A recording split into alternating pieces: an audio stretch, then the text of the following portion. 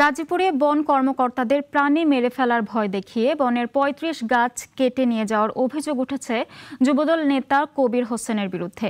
ঘটনার পর থেকেই আতঙ্কে আছেন রেঞ্জ কর্মকর্তা কর্মচারীরা। মোহাম্মদ আলামিনের রিপোর্ট, জানাচ্ছেন সিরাজুমনি শুভ।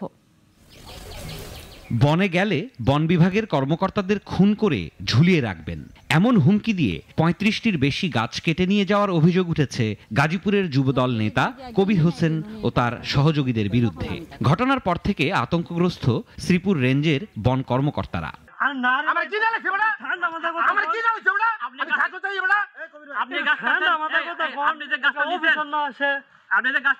অনুমতি আছে?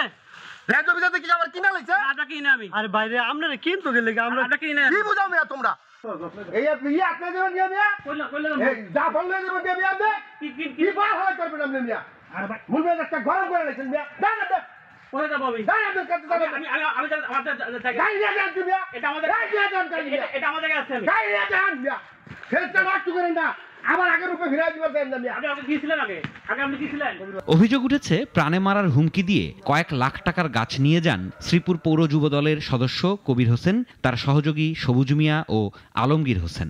শ্রীপুর পৌরসভার ৩ নম্বর ওয়ার্ডের লোহাগাছ গ্রামের শ্রীপুর রেঞ্জের সংরক্ষিত বনাঞ্চলে ঘটে এ ঘটনা। ভীত সন্ত্রস্ত আছি বিষয়টা নিয়ে, কারণ দলীয় প্রভাব খাটিয়ে এরকম কাজগুলো আমাদের জন্য খুবই সরকারি বন রক্ষার্থে আমাদের একটু সমস্যার সম্মুখীন হচ্ছে।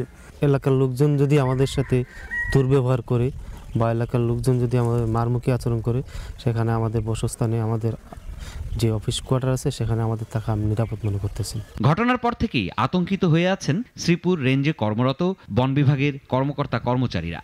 25-26টা গজারি গাছ নিচে, আকাশমণি 4-5টা এবং আম, কাঁঠাল, বট মিলায়া আরও কিছু 4-5টা গাছ, প্রায় 30-35টা গাছ এখান থেকে কাটে নিয়ে গেছে।